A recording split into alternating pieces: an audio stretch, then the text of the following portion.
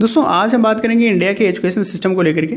क्या कुछ इंडिया में एजुकेशन का लेवल है, किस स्तर तक चीज़ें चल रही हैं, उसको लेकर के बात करेंगे। संसदीय समिति है जिन्होंने रिपोर्ट सबमिट किया है और जहां पे बताया गया है कि पूरे देश में जो टोटल गवर्नमेंट स्कूल्स हैं वहां पे शिक्षकों के पद जो खाली हैं दोस्तों वो 10 लाख के अप्रॉक्सीमेट हैं। तो बहुत कह सकते हैं ये निराशाजनक बातें होने वाली है इंडिया को लेकर के, जहाँ पे इंडिया में इतनी सारी डेवलपमेंट की बातें करी जाती है, इतना सब कुछ। लेकिन ज़मीनी स्तर जो है, ज़मीनी स्तर पर बात करें तो 10 लाख शिक्षकों के पद खाली हैं। अब यहाँ पे किस तरह से शिक्षक, क्या कुछ व्यवस्था है, इसको लेकर के बात करेंगे।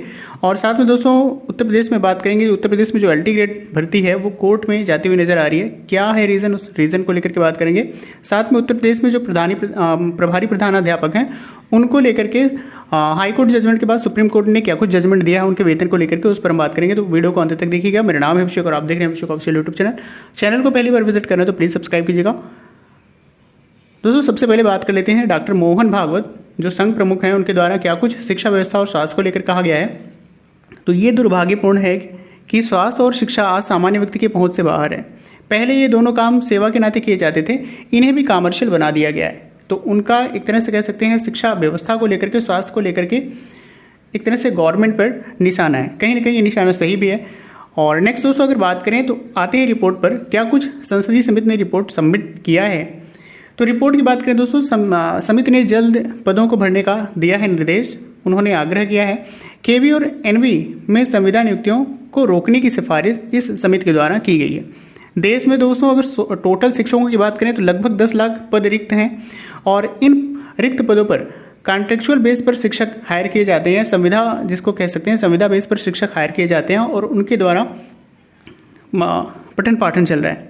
नई दिल्ली से रिपोर्ट है, देश में स्कूली जो शिक्षा में शिक्षकों की लगभग 10 लाख पद रिक्त हैं। संसदीय समिति की ताज़ा रिपोर्ट में इसका खुलासा किया गया है। रिक्तियों को भरने के लिए समिति ने बार बार की गई सिफारिश, इसके बावजूद भी शिक्षकों को संविदा नियुक्तियों की जा रही हैं।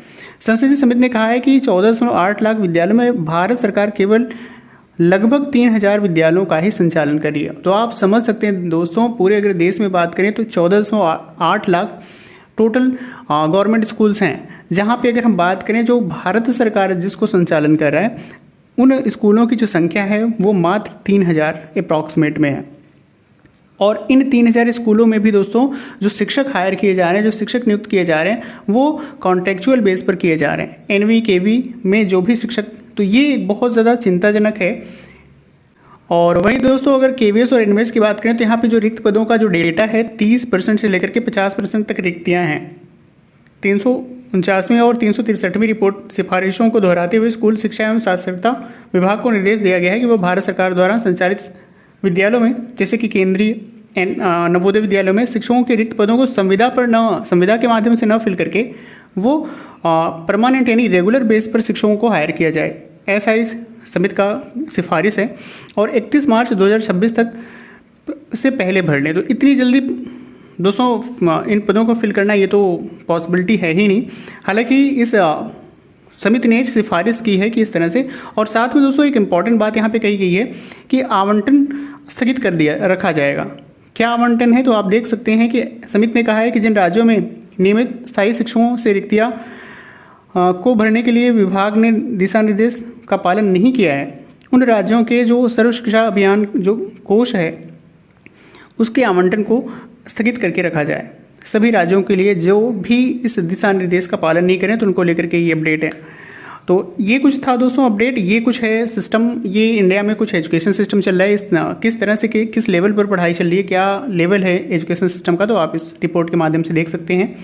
नेक्स्ट दोस्तों अगर बात करें तो उत्तर प्रदेश में जो LT ग्रेड वैकेंसी है वो विवादित नज़र आ रही है। भर्ती से BTech IT को बाहर रखने पर विवाद, और ये विवाद बढ़ता चला जा रहा है। जहाँ पे अगर दोस्तों बात करें तो राजकीय माध्यमिक विद्यालयों में कंप्यूटर विषय की LT ग्रेड सहायक अध्यापक भर्ती से BTech IT योग्यताधारी अभ्यर्थियों को बाहर रखने पर विवाद हो गया है। इन अभ्यर्थियों ने हाई कोर्ट में याचिका दायर कर भर्ती में शामिल करने का अनुरोध उन्होंने किया है।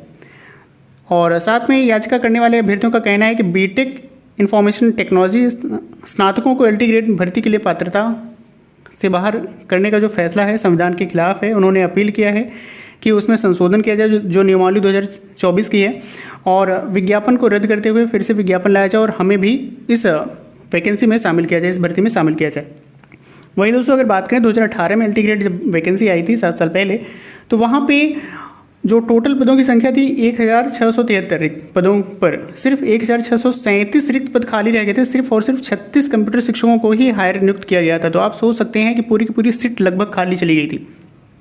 तो उसी को उन्होंने याद दिलाते हुए कहा है कि इस वैकेंसी में हमें भी उतनी ही प्रायोरिटी मिले और हमें फॉर्म फिलअप का यानी हमें वैकेंसी में विज्ञापन में वैकेंसी में शामिल होने का मौका मिले। तो इसको लेकर के उन्होंने हाईकोर्ट का दरवाज़ा खटखटाया है।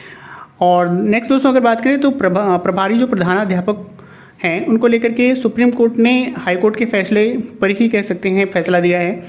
जहाँ पे दोस्तों अगर बात करें तो उत्तर प्रदेश में क्या था कि जो प्रधानाध्यापक के पद होते हैं सहायक अध्यापकों को उस पद पर नियुक्त कर दिया गया अनऑफिशियली, कोई ऑफिशियल लेटर नहीं था। और उनको तब उन्होंने डिमांड करी कि हमें जो है जब अगर हम प्रधानाध्यापक पद पर अगर हम कार्यरत हैं तो हमें प्रधानाध्यापक पद का वेतन चाहिए, वेतन भत्ते चाहिए।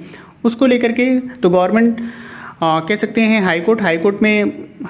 इलाहाबाद हाईकोर्ट में भी मामला जो है वो फेवर होता है अध्यापकों यानी प्रधानाध्यापकों के फेवर में। फिर उसके बाद ये मामला पहुंचता है सुप्रीम कोर्ट और सुप्रीम कोर्ट ने भी फाइनल जजमेंट दे दिया है। जस्टिस संजय कुमार और ACS शर्मा की पीठ ने 30 अप्रैल को पारित हाईकोर्ट के फैसलों को तर्कसंगत बताते हुए इसमें दखल न देने से इनकार कर दिया है। पीठ ने हाईकोर्ट के फैसले के खिलाफ उत्तर प्रदेश सरकार की अपील को सिरे से खारिज कर दिया है। तो आप देख सकते हैं सरकार की यहाँ पे एक तरह से कह सकते हैं जो मंशा थी उसको कहीं ना कहीं गलत ठहराया गया। और यहाँ पे हाईकोर्ट के फैसले को ही सुप्रीम कोर्ट ने उसी फैसले पर फैसला सुनाया है। इस फैसले में हाईकोर्ट ने कहा था कि कार्य के अनुरूप वेतन मिलना चाहिए। तो उसी वेतन पर फिर से यानी वो चीज़ें जिस तरह से वो जिम्मेदारी का निर्वहन कर रहे हैं तो उसी के अकॉर्डिंग उनको वेतन भत्ते भी दिया जाना चाहिए। और साथ में दोस्तों प्रधानाध्यापक के वेतन और भत्ते को देने की बात कही गई है और जो भी पिछला बकाया है उसको देने की भी बात यहाँ पे की गई है। उत्तर प्रदेश सरकार ने ये जो याचिका थी उसको लेकर उन्होंने कहा था कि जो शिक्षकों के पद हैं वो प्रशासनिक आदेश के आधार पर नहीं उनको प्रधानाध्यापक पद पर नियुक्त किया गया है। तो ऐसे हम उतने वेतन भत्ते नहीं दे सकते। तो वहाँ पे हाईकोर्ट और सुप्रीम कोर्ट का यही फैसला है कि जब आप अनऑफिशियली यानी प्रशासनिक तौर पर उनकी नियुक्ति नहीं करें तो आप फिर उन पदों को प्रशासनिक तौर पर उनको नियुक्त कीजिए, उन शिक्षकों को न ही प्रभारी प्रधानाध्यापक बनाइए। तो इसको लेकर के यहाँ पे कह सकते हैं सरकार को फटकार है। देखिए आगे क्या कुछ गवर्नमेंट इस मुद्दे को समझती है, इस जजमेंट को वो फॉलो करते हैं कि नहीं करते हैं। और नेक्स्ट दोस्तों अगर बात करें तो एडेड जो माध्यमिक विद्यालयों में अगले साल होंगे सिर्फ ऑनलाइन तबादले। तो लखनऊ से रिपोर्ट यहाँ पे सबमिट की गई है कि जो एडेड प्राथमिक माध्यमिक विद्यालय हैं तो उनके जो तबादले होंगे यानी जो ट्रांसफ़र होगा वो नेक्स्ट ईयर से ऑनलाइन के माध्यम से किया जाएगा। तो उसको लेकर के यहाँ पे रिपोर्ट है दोस्तों। तो ये कुछ था आज की डेट का अपडेट। और ऐसे टीचिंग रिलेटेड अपडेट आपको मिलते रहेगा। वीडियो को लाइक शेयर कीजिएगा, चैनल को सब्सक्राइब कीजिएगा। मिलते हैं नेक्स्ट वीडियो में, तब तक के लिए नमस्कार।